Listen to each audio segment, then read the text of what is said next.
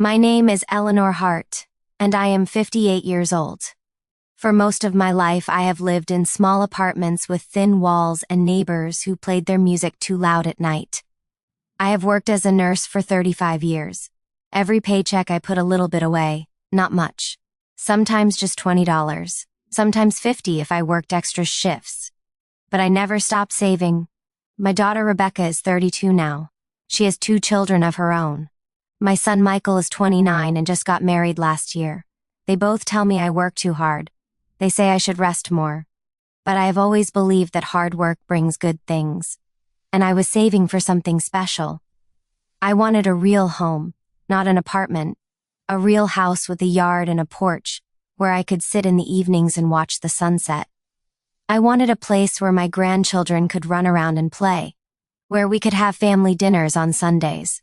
Where there would be enough room for everyone to feel comfortable and welcome. It took me 23 years to save enough money. 23 years of extra shifts and skipped vacations and saying no to things I wanted but did not need. But finally I had enough for a down payment. I found a beautiful house in a quiet neighborhood.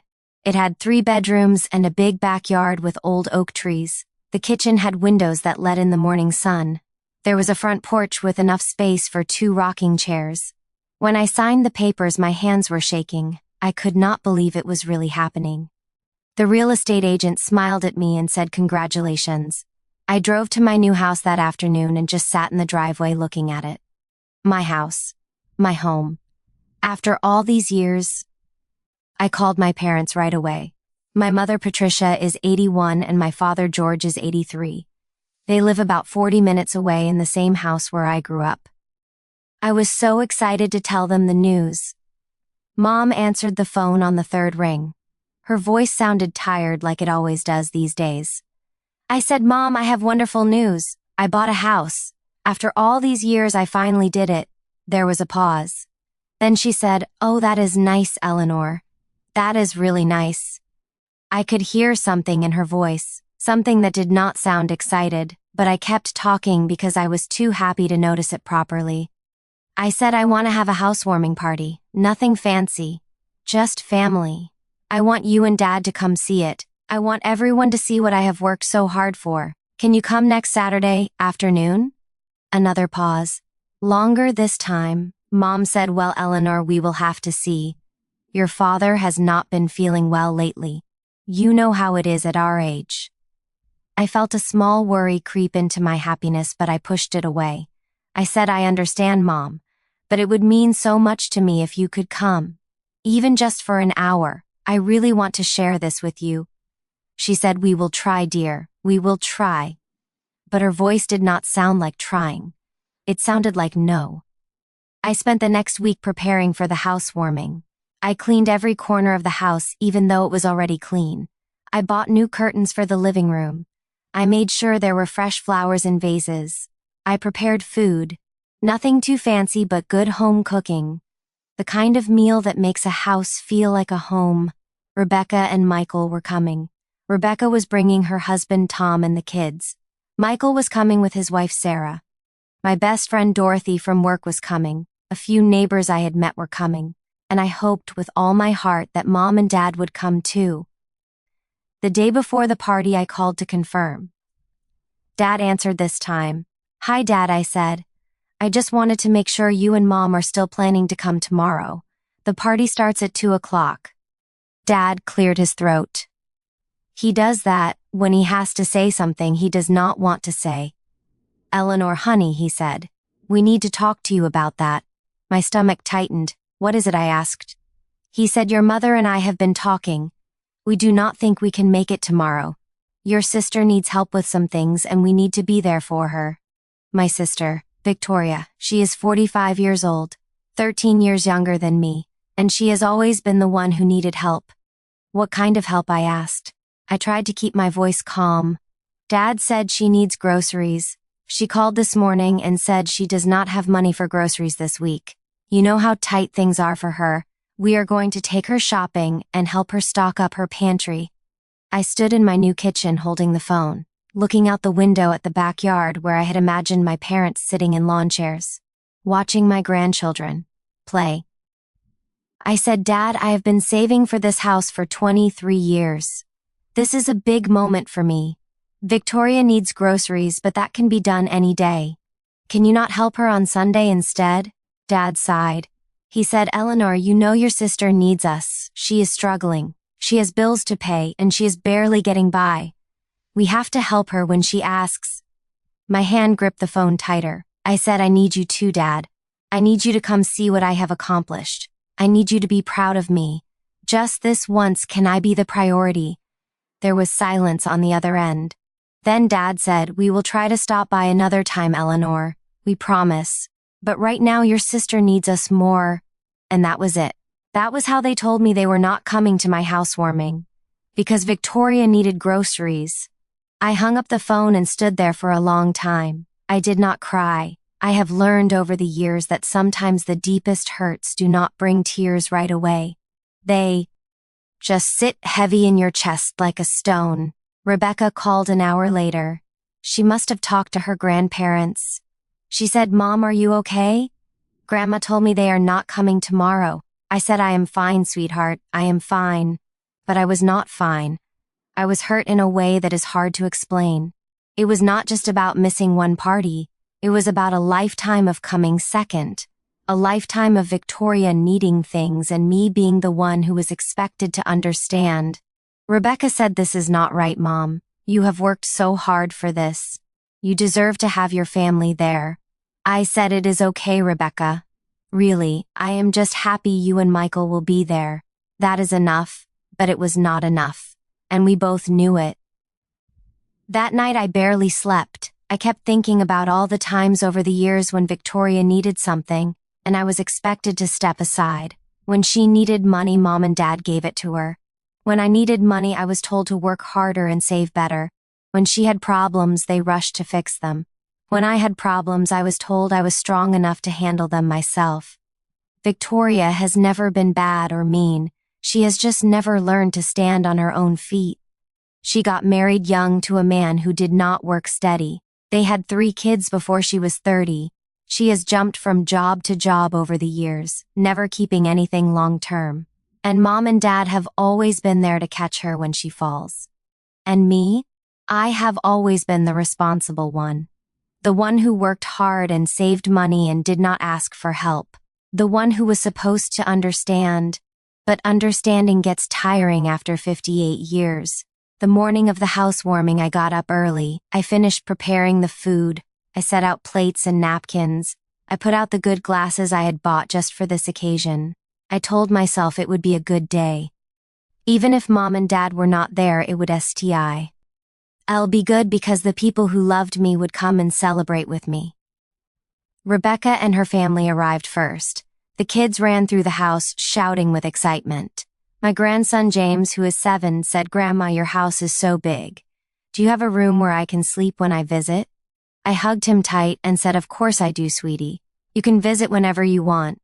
Michael and Sarah came next. Michael looked around with pride in his eyes. He said, Mom, this is incredible. You really did it. I smiled, but my eyes kept going to the window, watching the driveway, hoping maybe Mom and Dad would change their minds and show up anyway. They did not come. Dorothy arrived with a beautiful plant for the house. The neighbors came with wine and kind words. Everyone walked through the rooms and admired the space. They sat in the backyard and talked about how peaceful it was. They ate the food and laughed and made the house feel warm and alive. But there was an empty space where my parents should have been. And everyone could feel it even if they did not say anything. At one point, I was standing in the kitchen alone, just taking a moment to breathe.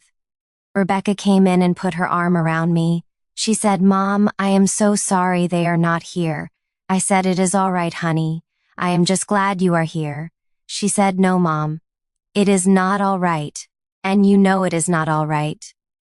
I looked at my daughter, this beautiful, strong woman I raised, and I felt tears finally starting to come. I said I just wanted them to be proud of me. I wanted them to see that all my hard work paid off. I wanted them to tell me I did a good job. Is that too much to ask? Rebecca hugged me tight. She said, You did do a good job, Mom. You did an amazing job. And I am so proud of you. We all are. The party went on. People stayed for hours. They told me the house was beautiful. They said I deserved it. They made me feel loved, and appreciated. But that empty space where my parents should have been never filled up. After everyone left, I sat on my front porch in one of the rocking chairs I had bought. The sun was setting. The neighborhood was quiet. I rocked slowly back and forth and thought about my life. I thought about all the choices I had made, all the sacrifices, all the times I put my head down and worked hard, because I believed that was what you were supposed to do.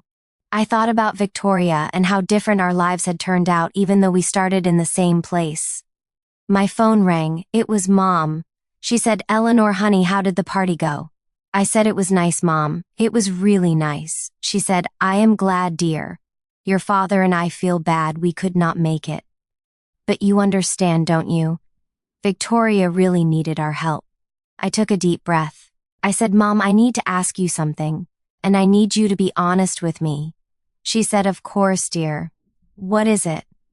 I said, "Why is it that every time Victoria needs something, she gets your attention right away, but when I need something, I am told to handle it myself? Why am I always the one who has to understand?" There was a long silence. I could hear Dad in the background asking what was wrong. Mom finally said, "Eleanor, you have always been the strong one. You have always been able to take care of yourself. Victoria needs more help. She always has." I said, "But Mom, I need things too. I need support. I need to feel like I matter to you. I worked for 23 years to buy this house. 23 years. And you could not come for even 1 hour because Victoria needed groceries?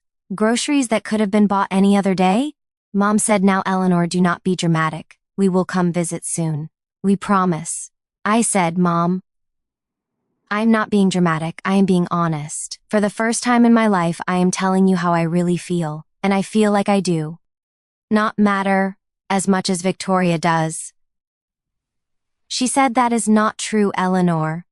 We love you both the same." I said, "Then why do you show up for her but not for me?" She did not have an answer for that. We ended the call shortly after. I sat on that porch until it got dark. I felt something inside me shift. Something that had been waiting to shift for a very long time. 3 weeks went by. Mom and Dad did not come to visit. They called a few times, but the conversations were short and awkward. I think my honesty made them uncomfortable. Truth often does that. Then something unexpected happened. A producer from a home and lifestyle television show called me. She said they were doing a segment on people who had achieved big dreams later in life. Someone had nominated my story. They wanted to feature my house and my journey on their show. I was shocked. I asked who had nominated me. She said, "It was your daughter, Rebecca. She sent us your story, and we think it would be perfect for our viewers." I called Rebecca right away. I said, "Why did you do this?" She said, "Mom, because your story deserves to be told. Because you deserve to be celebrated. If your own parents won't recognize what you have accomplished, then the world should." I did not know what to say. I was touched and terrified at the same time. The producer said they would come film the following week. They would interview me about my journey. They would show the house. It would air in about 6 weeks. I agreed. I did not know what else to do. The film crew came on a Tuesday morning. There were cameras and lights and people everywhere. They asked me to walk through the house and talk about what each room meant to me. They asked me about the years of saving, about working double shifts, about all the times I wanted to give up but did not. I told them the truth. I told them about being a single mother after my divorce 30 years ago, about raising 2 kids on a nurse's salary, about putting them both through college while living in a tiny apartment, about finally having enough to think about myself and my own dreams. The interviewer was a kind woman named Lisa. She was probably in her early 40s. She looked at me with such warmth. She said, "Eleanor, what does this house mean to you?" I thought about it for a moment. Then I said, "It means that hard work pays off. It means that dreams do not have an expiration date. It means that even when you feel forgotten or overlooked, you can still build something beautiful for yourself." She smiled and I saw tears in her eyes. They filmed for about 6 hours. They got shots of every room. They filmed me sitting on the front porch. They filmed me in the kitchen cooking. They filmed me in the backyard under the oak trees. When they left, I felt exhausted but also strangely proud. Maybe Rebecca was right. Maybe my story did deserve to be told. I did not tell Mom and Dad about the show. I did not tell Victoria either. I just went back to my regular life, working my shifts at the hospital, coming home to my beautiful house, having Rebecca and Michael and the grandkids over for Sunday dinners. The 6 weeks went by quickly. The producer called to tell me the episode would air on a Thursday evening at 7 o'clock. She said I should watch it with people I love. That Thursday I invited Rebecca and Michael and their families over. We ordered pizza and gathered in the living room. The kids were excited even though they did not really understand what was happening. At 7 o'clock the show started, and there I was on national television. My house, my story, my face. The interviewer's voice talked about ordinary people achieving extraordinary dreams. Then my segment began. They showed me walking through my front door. They showed the rooms I had decorated with such care. I showed pictures of me from years ago living in that tiny apartment. They showed my children talking about how hard I worked. Rebecca said on camera, "My mother is the strongest person I know. She never gave up. She never stopped believing that someday she would have the home she dreamed of." Michael said she taught us that you have to work for what you want, that nobody is going to hand you anything, and that determination is more powerful than luck. Then they showed me talking. I watched myself on the screen and barely recognized the woman I saw. She looked proud. She looked accomplished. She looked happy. When the segment ended, we all sat in silence for a moment. Then the kids started clapping and everyone was hugging me and saying how wonderful it was. My phone started ringing almost immediately. Friends from work who had seen the show, old neighbors, people I had not talked to in years. Everyone calling to say they saw me on television and were so proud. But the call I was waiting for did not come. Mom and Dad did not call. An hour went by, then 2. Still nothing. Rebecca said, "Maybe they did not see it, Mom." I said, "Maybe." But I knew better. Someone would have told them. Victoria would have told them. Or one of their friends. In a small town like ours, news travels fast. I went to bed that night feeling strange. Part of me was thrilled about the show. Part of me was sad that the people whose approval I wanted most still had not reached out. The next morning I got a phone call at 6 in the morning. It was Mom. Her voice sounded different, tight, almost angry. She said, "Eleanor, what on earth were you thinking going on television like that?" I was barely awake. I said, "What do you mean, Mom?" She said, "We heard about the show. Victoria saw it and called us right away. She was very upset. She said you made the family look bad." I sat up in bed. I said, "I made the family look bad? How?" Mom said, "You talked about living in a tiny apartment. You talked about struggling. You made it sound like we never helped you. Like you did everything all by yourself." I said, "Mom, I did do it all by myself. You and Dad helped Victoria. You never helped me with money because I never asked. I worked and I saved and I bought this house on my own." She said, "Well, you made us look like bad parents. You made it seem like we did not care about you." I felt anger rising in my chest, real anger, the kind I usually push down. I said, "Mom, you did not even come to my housewarming. You chose to help Victoria buy groceries instead of celebrating the biggest accomplishment of my life.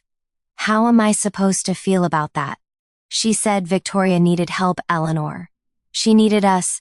I said, "And I needed you too, Mom." But that did not matter, did it? "It never matters when it comes to me," she said. "You were being unfair." I said, "No, Mom, I am being honest. And maybe that is what is really bothering you. Maybe you do not like seeing the truth on television for everyone to see." She said, "We are very disappointed in you, Eleanor. Very disappointed," and then she hung up. I sat there holding the phone, shaking. I had never spoken to my mother like that before. I had never said the things I was really thinking. But I was not sorry. Rebecca called later that morning. She said, "Grandma called me. She is upset about the show." I said, "I know, honey. She called me too." Rebecca said, "Mom, you did nothing wrong. You told your story, your truth. If that makes them uncomfortable, then maybe they need to ask themselves why. I said, I just wanted them to be proud of me, Rebecca. That is all I ever wanted. She said, I know, Mom, I know. Days went by, then a week. Mom and Dad did not call. Victoria did not call either. I heard through Dorothy that Victoria was telling people I had embarrassed the family, that I had gone on television to make them look bad, but something interesting started happening. I started getting messages from complete strangers, women my age who had seen the show.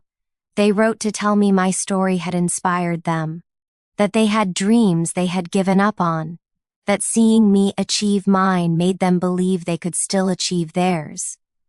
One woman named Grace wrote to say she was 62 and had always wanted to start her own business.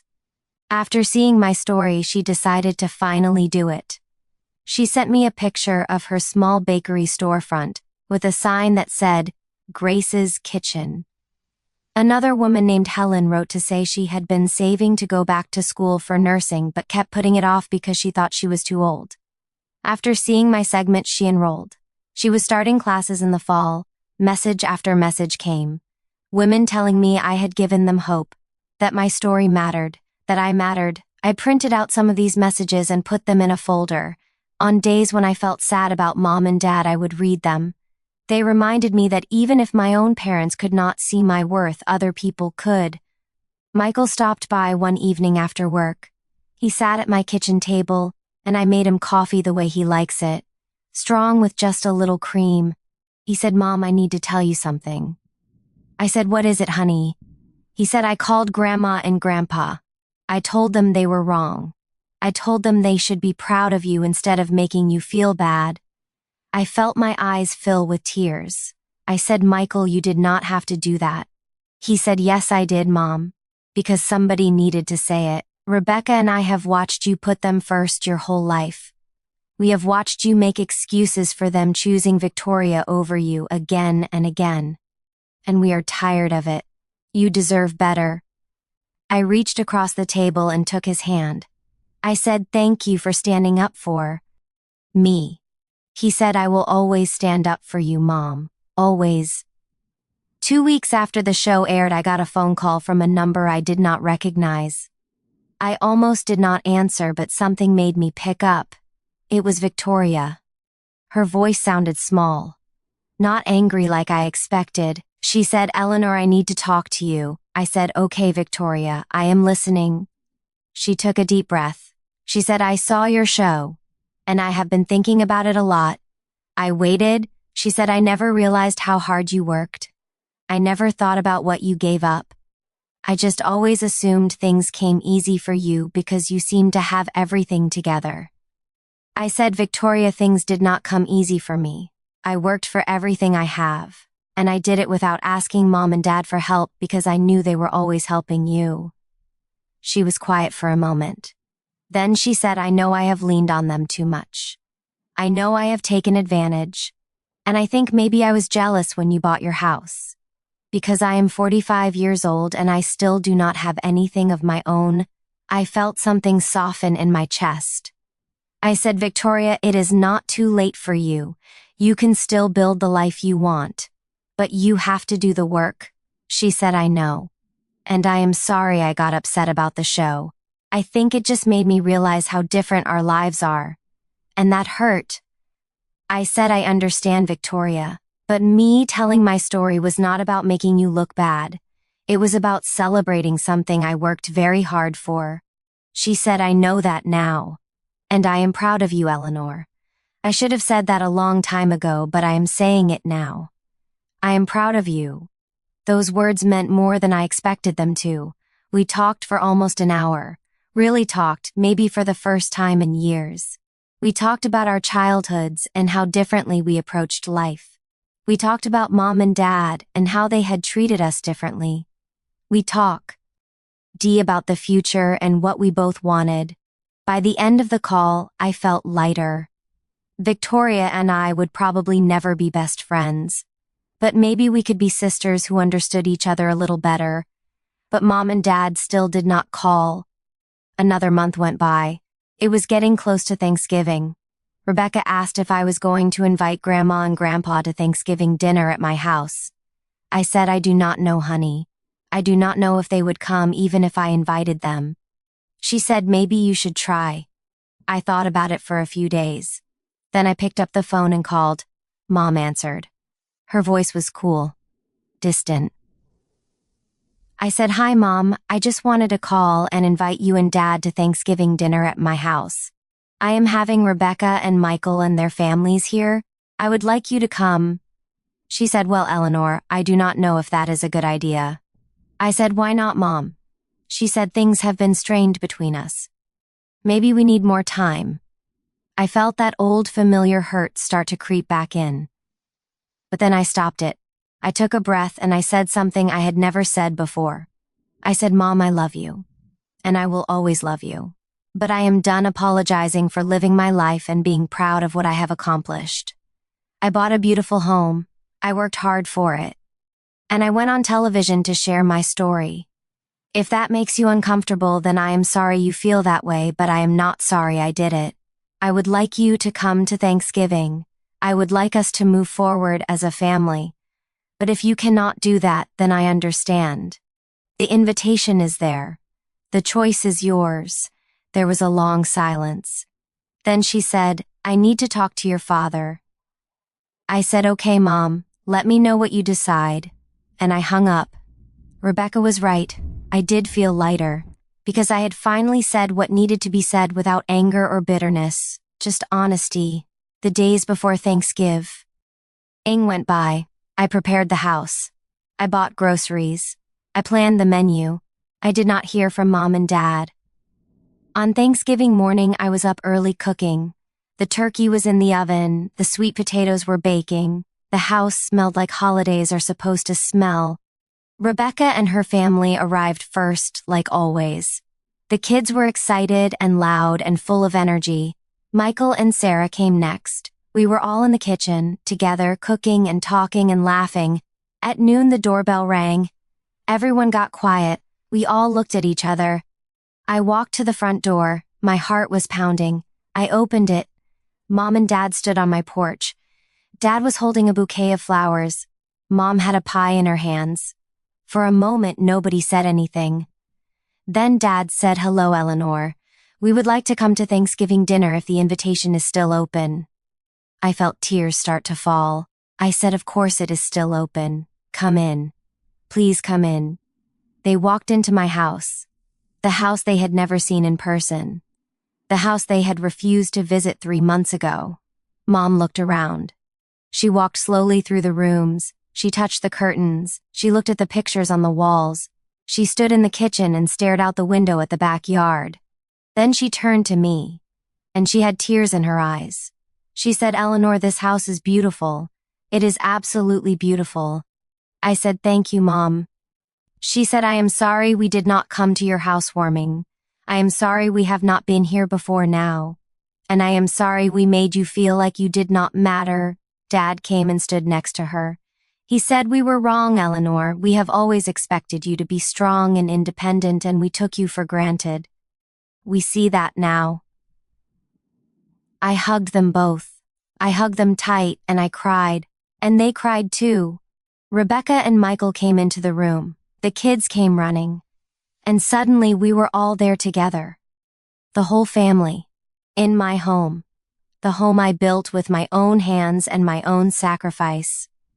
We had Thanksgiving dinner at the big table I had bought for this exact purpose. We held hands and said grace. Dad said a special blessing for me in my home. Mom passed around the dishes and made sure everyone had enough to eat. After dinner, we all sat in the living room. The kids played in the backyard. The adults drank coffee and talked. Mom sat next to me on the couch. She took my hand. She said, I watched your television show, Eleanor. I watched it 3 times. I looked at her surprised. She said, the first time I watched it, I was angry.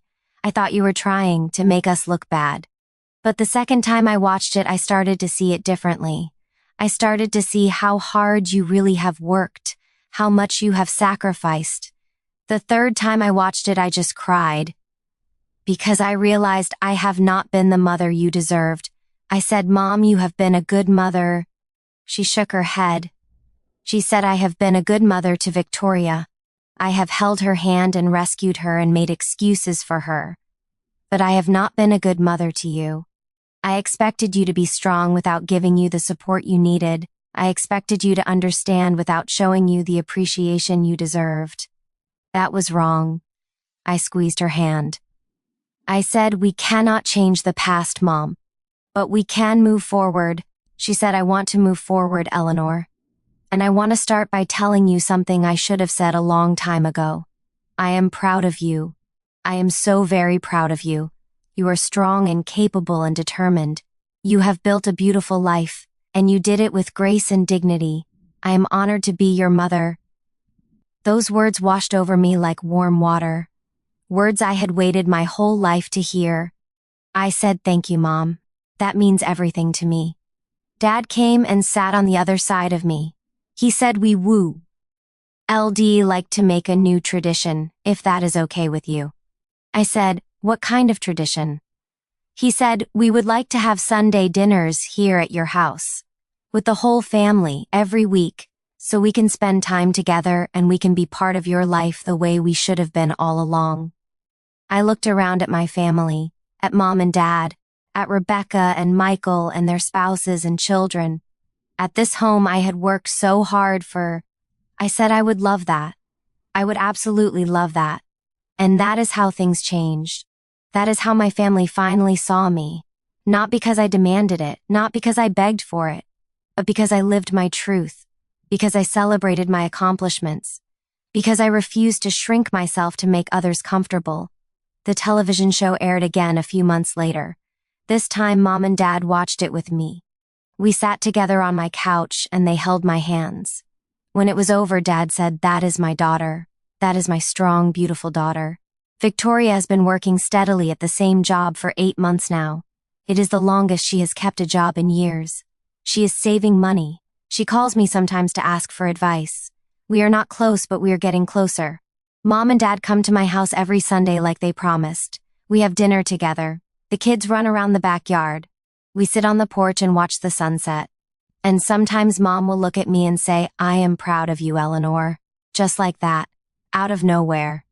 And every time she says it, I feel a little piece of the hurt from all those years heal. I am 59 years old now. I still work as a nurse. I still save money when I can. But I also spend money on things that bring me joy. I travel. I decorate my home. I buy nice things for my grandchildren. I learned something important through all of this. I learned that you cannot wait for other people to validate your worth. You have to know your own worth. You have to celebrate your own victories. You have to be proud of yourself even when nobody else is. I also learned that truth has power. When I finally told my parents how I really felt, it shook things up. It made them uncomfortable. But it also made them think. And eventually it made them change. Not everyone has a happy ending like mine. Some people tell the truth and their families never come around. Some people achieve their dreams and still never get the recognition they deserve from the people they want. They want most. But you still have to do it. You still have to chase your dreams. You still have to stand up for yourself. You still have to tell your truth. Because living a life where you hide your light to make others comfortable is not really living at all. My house is more than just walls and a roof. It is proof that hard work matters. It is proof that dreams do not expire. It is proof that you can build something beautiful, even when nobody is watching, even when nobody is cheering you on. And when people finally do show up to celebrate with you, it is wonderful. But even if they do not, you still have what you built. You still have your accomplishment. You still have your pride. I look at my grandchildren playing in my backyard and I hope they learn this lesson early.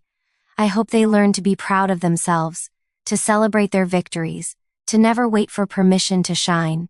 I hope they learn that being strong does not mean you do not need support. It means you keep going even when support does not come. But you still deserve that support, and it is okay to say so. Every morning I wake up in my home, I make coffee in my kitchen, I sit on my porch and watch the neighborhood come to life, and I feel grateful. Not just for the house itself, but for the journey that got me here, the years of saving, the extra shifts, the times I said no to, things I wanted, the sacrifices, the determination. All of it was worth it, and my parents not coming to my housewarming? That hurt. It hurt deeply. But in a strange way, it was also a gift, because it forced me to finally speak up, to finally say the things I had been holding inside for decades. And that honesty changed everything. I still wish they had come that first day. I still wish they had been there from the beginning. But they are here now. And that matters too. Life is long if we are lucky. And there is time to heal old wounds, time to build new traditions, time to create the relationships we wish we had always had. My story is not unique. There are millions of people who work hard and feel unseen, who achieve things and do not get celebrated, who give and never feel appreciated. If you are one of those people, I want you to know something. Your hard work matters. Your accomplishments matter. You matter. Do not wait for someone else to throw you a party. Celebrate yourself. Do not wait for someone else to say they are proud of you. Be proud of yourself. And if the people you want recognition from do not give it, that is painful. I will not pretend it is not. But you still have what you built. You still have what you achieved. And nobody can take that away from you. Tell your story. Share your victories. Let people see what you have overcome and what you have created. You never know who needs to hear it, who needs to see that it is possible. I thought going on that television show was scary. I thought it might make my family situation worse. But it ended up being the thing that finally got through to my parents, and it inspired strangers who needed hope. Your story might do the same for someone else. Your courage might give someone else courage. Your success might show someone else that their dreams are still possible. So do not hide. Do not make yours elf small. Do not pretend your accomplishments do not matter just because someone else is uncomfortable with them. Stand tall, stand proud, and know that you are enough. You have always been enough. My home is beautiful. But the real victory was not the house itself. It was learning my own worth. It was finding my voice. It was finally believing that I deserve to be celebrated. And I do. And so do you. Thank you for listening to my story. If it touched your heart, please take a moment to like this video. Share it with someone who might need to hear it. Subscribe to hear more stories like mine. And leave a comment below telling me about your own dreams and victories. I would love to hear from you. We are all in this together. And your story matters too.